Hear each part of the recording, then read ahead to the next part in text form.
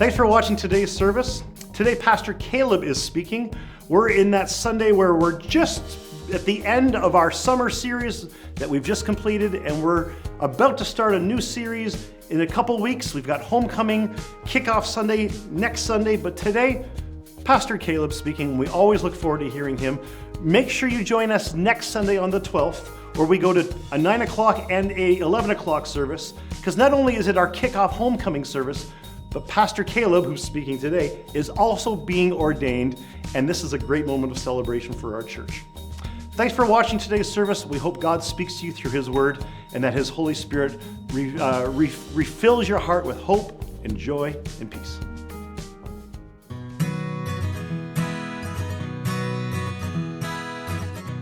Hi everyone, my name's Ariana, and these are this week's announcements. If you are new or newish to our church, we'd love to have the opportunity to connect with you. Please fill out the Connect card in the seat in front of you and take it to our Connect desk in the lobby, where we can have the opportunity to say hello and welcome you in person. If you are new or newish to our church online, welcome to you too. We'd love to connect with you, as well as simply ask that you reach out to us by email or give the office a call. If you also want to join our mailing list, we send out a short video and e-newsletter from Pastor Jeff each week, keeping everyone informed of all that's happening with our church. We would also invite you to follow us on Facebook and Instagram. We hope that you can join us next Sunday for our very special Homecoming Worship Service. This is a special event that we hope will gather everyone back and engaged in church life again. Now, because we're counting on our gathering being larger in attendance, we are going to have a 9 a.m. and 11 a.m. service to help spread everyone out a bit. There's no need to sign up online. Children's ministry will only be at the 11 a.m. service. Two special things of note. It will be Pastor Caleb's ordination service, and at 4 p.m. we'll be having a special celebration for families with young children in our parking lot. So that's all on September 12th. Don't miss our special homecoming service as we celebrate together. We only have a few more weeks left in our Barbecue in a Box outreach event. And we'd love for you to take advantage of this while we still have the nice weather. This is where we give you everything you need to host a barbecue with your neighbors as a way of starting, building, and strengthening your relationship with your neighbors. We take care of all the work. All you need to do is organize your neighbors, contact the church, and make it happen. For more details on this, please visit our website. Now that we're back in the swing of things, we'd like to invite our entire congregation to join us for an evening of worship and prayer on Sunday, September 19th at 6 p.m.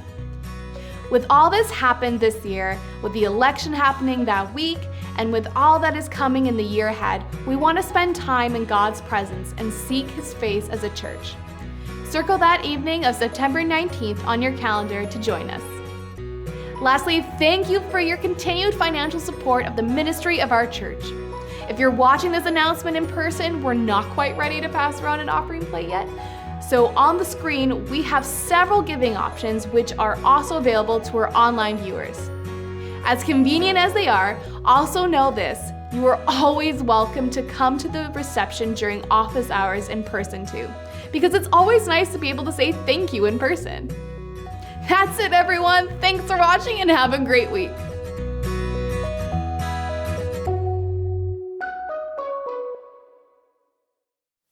Hello, can you hear me? Good morning, everybody.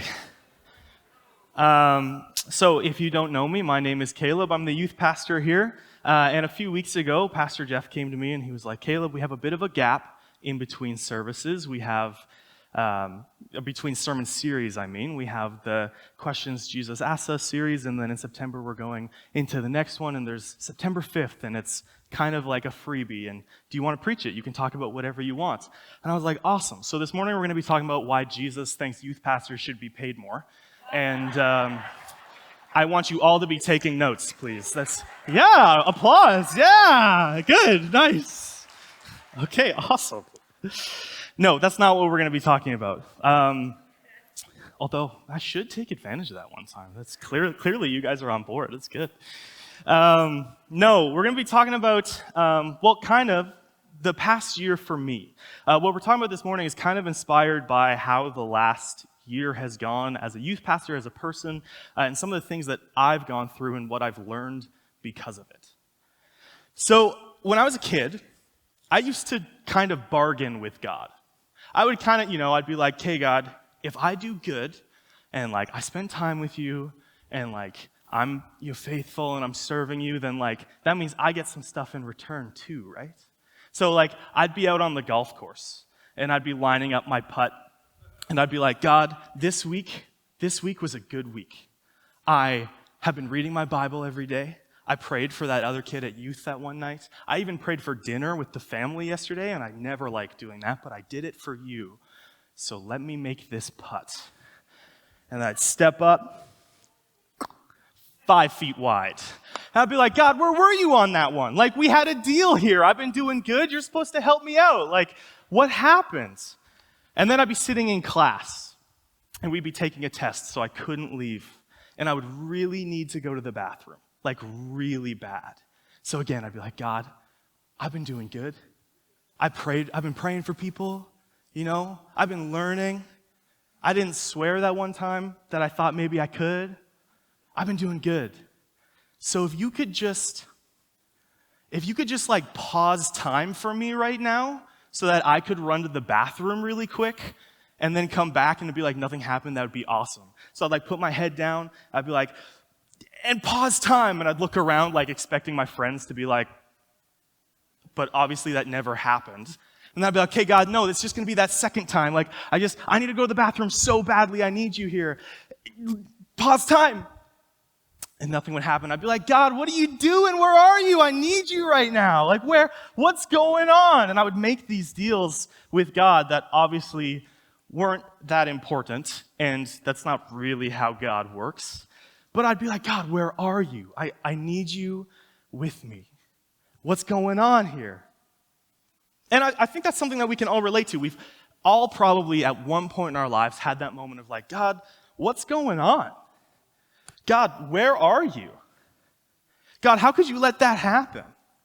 God, why were you just sitting by? Why aren't you answering my prayer?" Or maybe if you don't even think there is a God, maybe you're thinking, "Well, if you are there, God, like why don't you just prove it? God, where are you? What's happening? Where are you?" And this past year for me, I have asked that question more than ever in my life. God, where are you? God, what's happening? I felt during this past year this crazy amount of pressure. Because I came in a year ago in the middle of COVID, trying to get youth up and running again. And I felt this pressure of like, okay, this needs to be done well. And like students need to be loved and they need to know about Jesus. And okay, like there's all this like riding on me. How am I going to do this? And then there were personal challenges that came with the lockdowns. I'm a very social person. I like to be with people all the time, and not being able to connect like I normally would was really hard for me. It took a toll on me.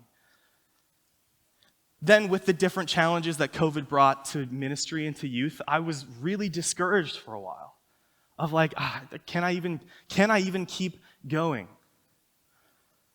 Around Christmas time last year, my mental health took a decline and I had some really serious anxiety going on. And through all of this, as all of this is happening, I would sit there in my office or in my room or while I was praying and I'd be like, God, where are you? Why is this happening? Why are you letting this happen? I came here, I chose to be a youth pastor, I chose to move here to serve you, and this is what I got back? Where are you? And as I'm thinking these things and I'm having these conversations with God, I was reminded of a story. I was reminded of something that Paul shares with us in 2 Corinthians. And he's writing this letter to the church in Corinth, and basically he's just talking about some of the struggles that he's been facing, some of the challenges that he has. And he begins and he tells this story of a man who has this vision of heaven, who he says got taken up into heaven while he was still alive. And later on, we find out he's actually talking about himself in the third person, which means that Paul, before he died, got to see heaven, which is so cool. That's a right that is reserved for like the top prophets and apostles in the Bible. Like only a select few people have gotten to do that. And Paul was one of them. That's so awesome. That's amazing. He got this really cool gift from God. He got this honor, really, of being able to see what heaven is like. You would think that that would be a career high for Paul. As he's going around, he's telling people about Jesus. He's sharing, this is who Jesus was, and this is what you should be doing to follow him. And then he gets to go see heaven. That would be peak, pinnacle, top, awesome. And so that might be something that he might want to brag about. Something that he might want to be hey, you think you're a pretty good follower of Jesus. Yeah, you're not bad, but have you seen heaven, though? Because I have. But that's not what he does. In fact, he says this, and if you have your Bibles, you can flip to 2 Corinthians chapter 12, and we're going to be camping there for a while. And I'm going to start in verse 7, where Paul says this. So to keep me from becoming conceited because of the surpassing greatness of the revelations, a thorn was given me in the flesh, a messenger of Satan to harass me, to keep me from becoming conceited. A thorn was given me in the flesh, a messenger of Satan. Sounds pretty intense. Now, we don't know what that thorn actually meant. He's using kind of a figure of speech and illustration. So we don't know exactly what it was, but we do know that it was a huge problem, a huge hindrance. A messenger of Satan to harass me is definitely something you don't want to face. And I don't know exactly what that looked like, if that was maybe it was some thoughts that would come into Paul's head, or maybe it was his mental health, or I saw this once, and now I can never get this out of my mind, that it was SpongeBob, which I don't know if you've ever seen that show, but when I was a kid, I loved it. And now when I see it, it's the most annoying thing. He talks in this high-pitched voice, and it's just yelling and screaming. And now that this is stuck in my head all the time, you guys have to share this with me now. Every time you see this passage, this is going to come to your mind too.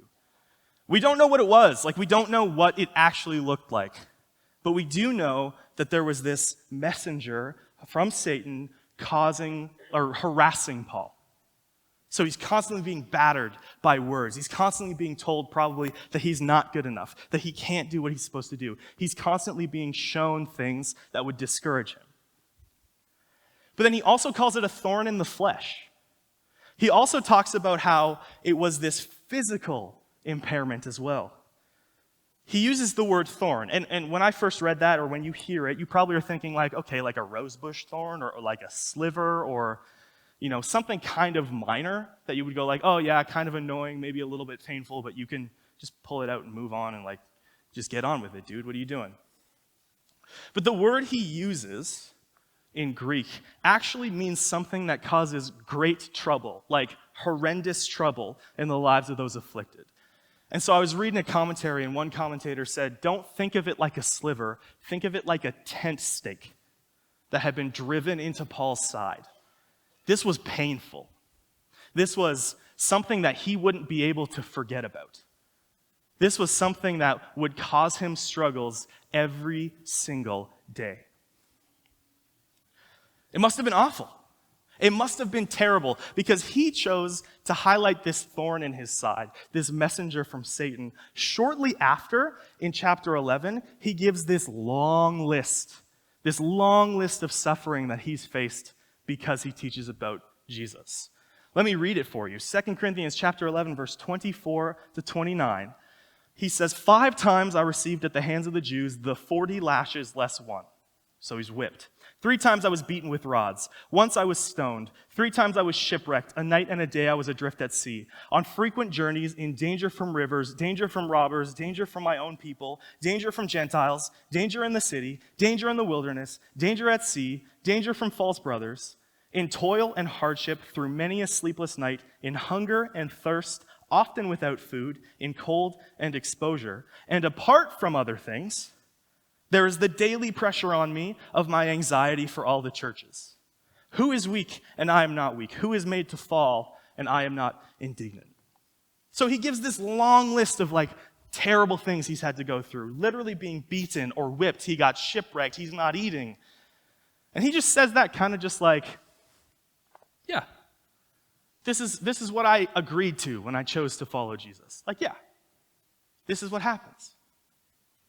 But then he gets to this thorn in his side, and he highlights it, and he talks about how he pleads with God. He pleads with God to take it away. In chapter 12, verse 8, he says, 3 times I pleaded with the Lord about this, that it should leave me. Now, again, you see that, and you're like, okay, 3 times, that's not that bad. You know, it's a couple days, maybe. But again, the words that he uses doesn't actually mean 3 times. Paul actually is using a figure of speech here, a common Jewish turn of phrase that just means repeatedly, over and over and over and over again. Think of like if I hadn't seen you in a while and I was like, oh, hey, good to see you. It's been a minute. I don't mean it's only been 60 seconds since I've seen you. I mean like it's been a long time. So Paul says, yeah, 3 times I pleaded. And he means like I've been praying for this forever. Ongoing, constantly. But all his prayer hasn't changed the situation because when he writes it, he still has it. He still has this torment. So this thorn, this messenger, this affliction he's talking about, it affected Paul 3 ways. One was physically, the thorn in the flesh. Physically, this is bothering him. This is a problem.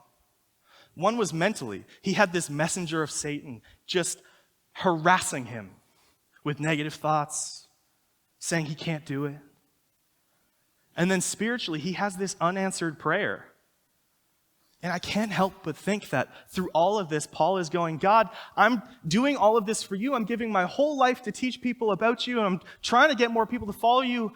Why is this happening? God, where are you? Because I don't know if I can keep going with this.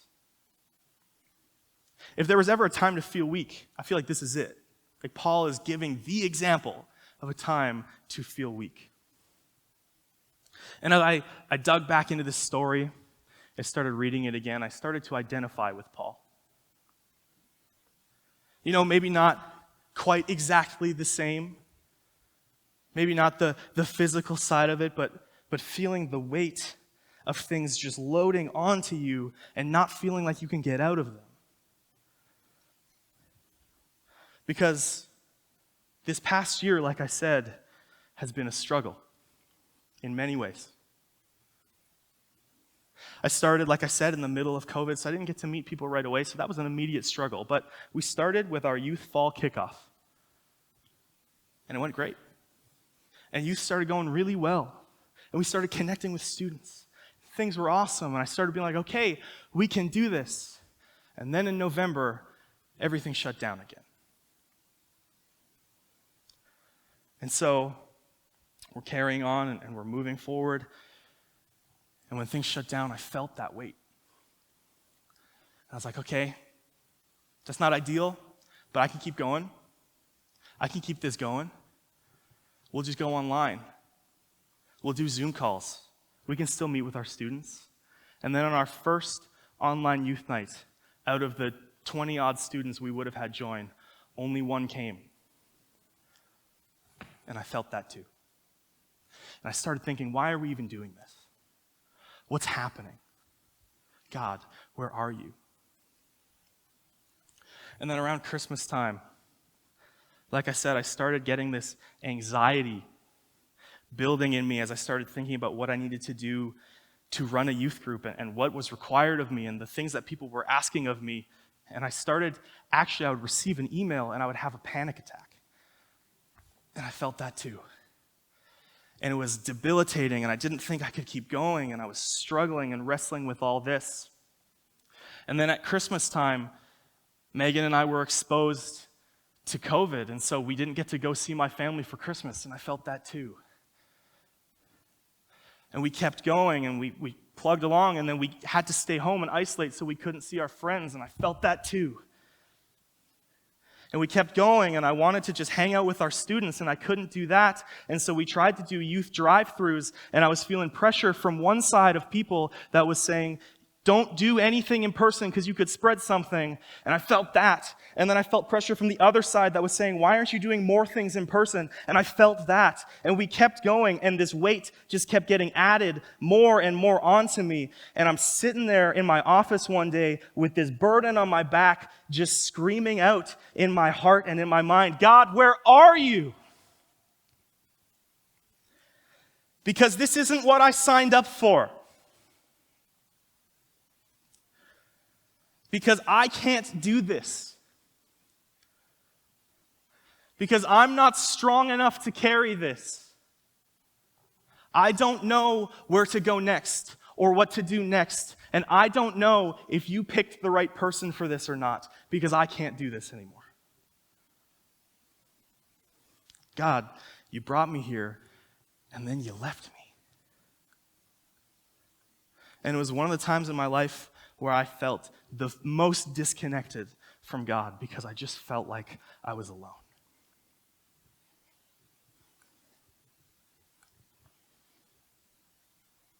And so I'm sure it wasn't exactly the same, but I felt like Paul. I felt like Paul, where I had this burden on me. And then I looked at God's answer to Paul. God's answer to Paul's repeated prayer for this thorn to be removed. And in verse 9, but he said to me, my grace is sufficient for you, for my power is made perfect in weakness.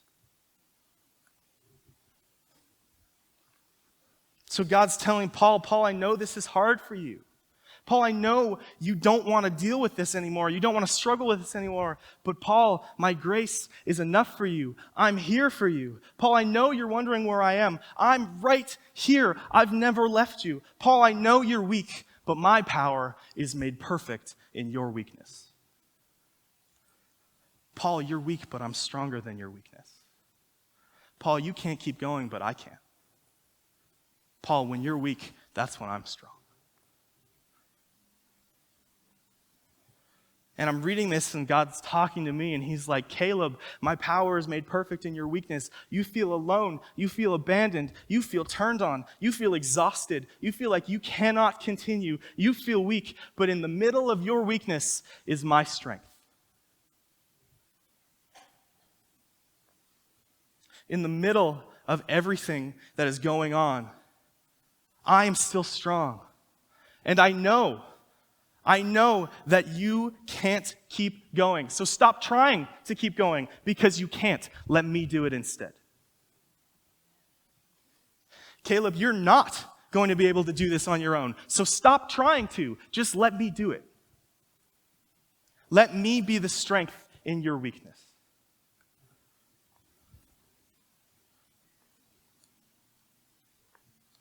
I don't know what your thorn is. Maybe you don't have one right now, and that's awesome. But maybe you do. I know we all face them in life. I don't know what your thorn is. I don't know what's dragging you down, making you unable to keep going. Maybe it's a physical thorn, something that's bothering your physical body, or a mental one, or a spiritual one. I don't know. And I'm sorry you have one, I really am. But there's hope. There's hope in that. There's hope in that you don't have to overcome it. You don't have to be stronger. Because God never promised to remove our thorns. In fact, we don't know if he ever got rid of Paul's. He never promised he'd get rid of them, but he did promise that his strength and his grace were enough to get us through it. And that he would never leave us. God did promise that he will take your weakest moment and he will use his perfect strength in it.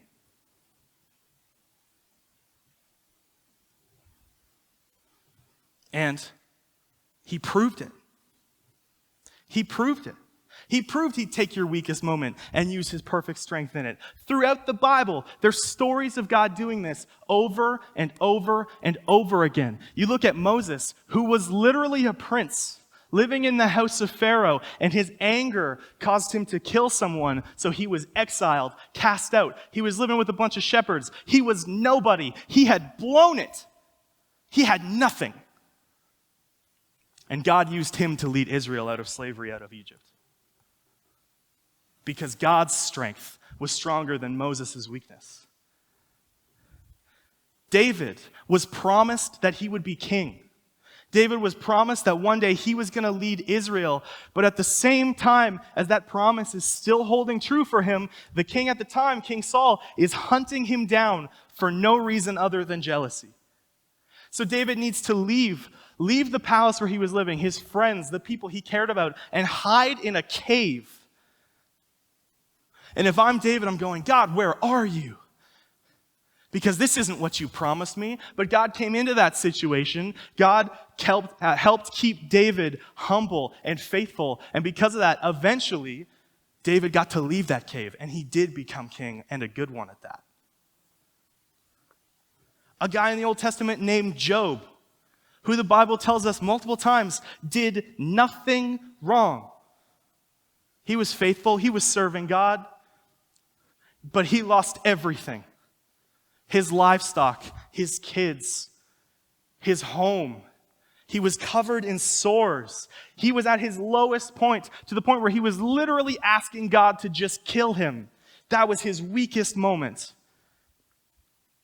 But God came in, had a conversation with Job, strengthened him, and Job came out of that situation. God blessed him with more than he had before. Jesus, the night before he was crucified, is in the Garden of Gethsemane, praying desperately for God to do anything else to save mankind. God, if there's another way, do it. Please. And he's so intense, it was like he was sweating blood. But God came into that situation too, and used Jesus to provide salvation for all mankind. In our weakest moments, God is the strongest. In our weakest moments, God gives us strength. And God's strength is made perfect. Fill in the band, you guys can come on back. So Paul finishes his thought. He finishes this thought where he's talking about this thorn, how he pleads with God, and how God's like, it's okay, you can be weak, because that's when I can be strong. And I like the NIV version of this, which says, that is why, this is Paul's closing thoughts, that is why, for Christ's sake, I delight in weaknesses. I delight in weaknesses. I'm glad I have weaknesses. I'm excited I have weaknesses. I take pleasure in my weaknesses. In insults, in hardships, in persecutions, in difficulties. For when I am weak, then I am strong. Not because of who Paul was, but because of who God is. And so, I'm on a journey of having been in a place where I was weak and felt like I couldn't keep going, and I had these burdens on me, and I literally felt forced to my knees. And God came in and it's like, Caleb, that's okay. That's okay, because I never asked you to do this because you were the one that would be able to change student lives. I asked you to do this so that you could be part of it, but I'm the one that changes lives. Yeah, I've entrusted you with some responsibility, but I'm the one that's in charge. You can be weak, you can be on your knees, you can be crushed by your burdens, but that doesn't change where I'm at. That doesn't change where God is. That doesn't change his power or his strength. In fact, it's when we're on our knees that we fully surrender to God and give him the ability to take over. And that's when things go right.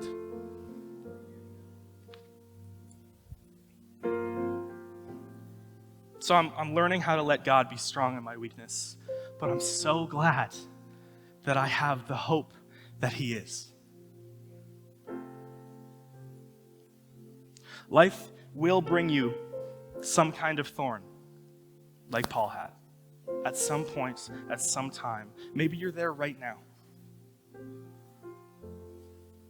at a place where you feel like you can't keep going. Have hope. Have hope. There's a God that's stronger than what's pestering you.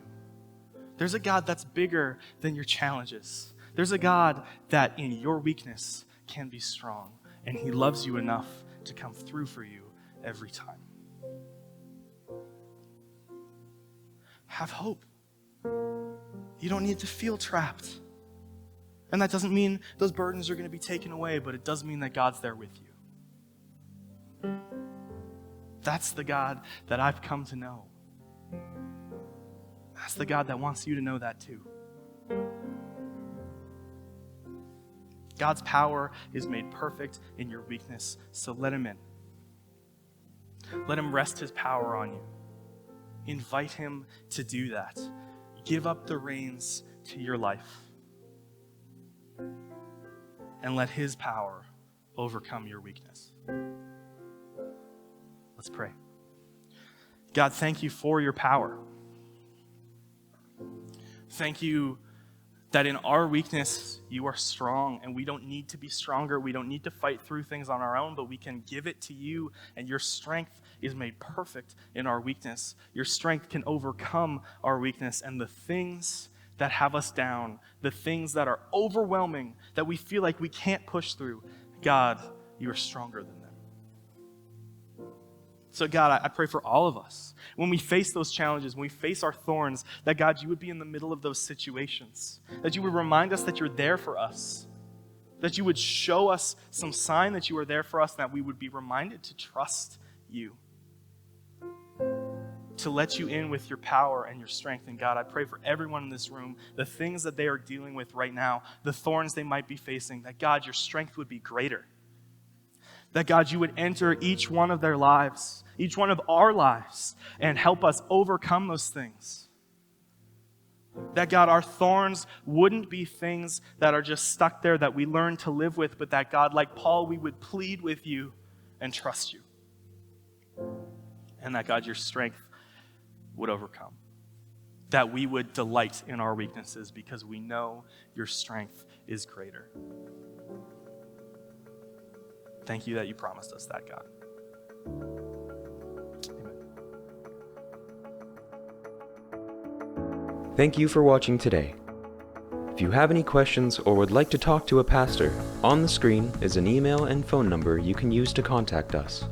We would love to hear from you. Have a great week, and God bless.